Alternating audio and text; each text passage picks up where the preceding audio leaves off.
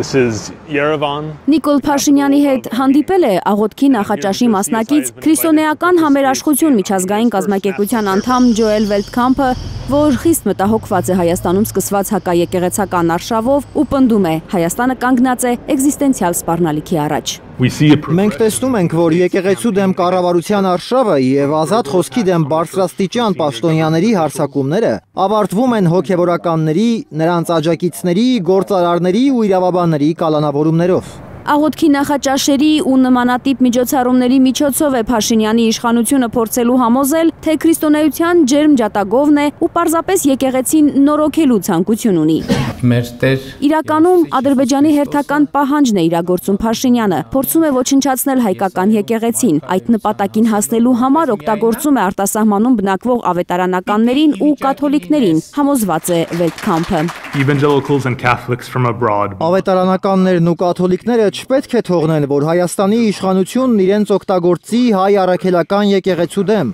Մենք չպետք է ընդունենք այն իշխանությանը, որ դուրս է եկել եկեղեցու դեմ։ Ես ինքս ավետարանական եմ, բայց չպետք է գործիք դառնամ ժամանակավոր իշխանության ձեռքում 1700-ամյա պատմություն ունեցող հայ առաքելական եկեղեցու հիմքերը խարխլելու համար։ Վելտքամփը լավ տեղյակ է, երբ եւ ինչպես է Փաշինյանը սկսել ամենայն հայոց կաթողիկոսի դեմ արշավը։ Շվեյցարիայում Արցախի բռնազավթման, արցախցիների իրավունքների մասին կաթողիկոսի հայտարարությունից 4 օր հետո էր Փաշինյանը հոգևորականների մասին գռեհիկ բառապաշարով հայտնի գրառումն արել Facebook-ում, խախտելով վարքագծի կանոնը։ Ուրբաթ է Վելտքամփը ամենայն հայոց կաթողիկոսին հանդիպել, վստահեցրել, շարունակելու են եկեղեցու կողքին լինել։ Ամենայն հայոց կաթողիկոսի հետ հանդիպման ժամանակ վստահեցրել ենք, միասնական ենք լինելու։ Նա էլ խոստացավ, որ շարունակելու է պաշտպանել Արցախից բռնի տեղահանված հայ քրիստոնյաների իրավունքները։ Վելտքամփը շեշտում է, Հայաստանում կան քաղբանտարկյալներ, նկատում է, Միքայել arczepiskopos Աջապահյանը 2 տարով ազատազրկվել է, մինչդեռ Հայաստանում առնվազն 1 նախադեպ կա, նման մեղադրանքի համար տուգանք է կիրառվել։ Arczepiskopos Աջապահյանը լիովին համապատասխանում է քաղբանտարկյալ տերմինի վերաբերյալ Եվրոպայի խորհրդի ձևակերպմանը։ Քրիստոնեական համերաշխություն միջազգային կազմակերպության անդամները հանդիպել են նաև եկեղեցուն աջակցելու համար կալանավորված գործարար Սամվել Կարապետյանի եղբոր որդու եւ փաստաբանի հետ։ Պնդում են, Սամվել Կարապետյանի կալանքի որոշման հարցում խառն է իշխանության մատը։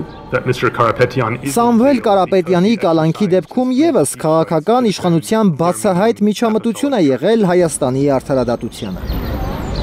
Ամերիկյան կազմակերպության ներկայացուցիչների ականջին է հասել, թե հայ առաքելական եկեղեցու ծառայողների շարքերում Կրեմլի գործակալներ կան։ Վելտքամփը պնդում է, քանի դեռ չկան ապացույցներ, նման հայտարարությունները զրպարտություն են եկեղեցու դեմ արշավը արդարացնելու միջոց։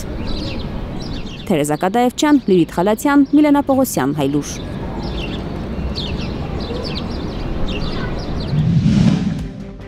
Հայաստանում եւ աշխարհում տեղի ունեցող իրադարձությունների մասին առաջինը իմանալու համար բաժանորդագրվեք մեր ալիքին։ Սեղմեք զանգակը, որ բաց չթողնեք ամենահրատապը, ամենակարևորն ու հետաքրքիրը։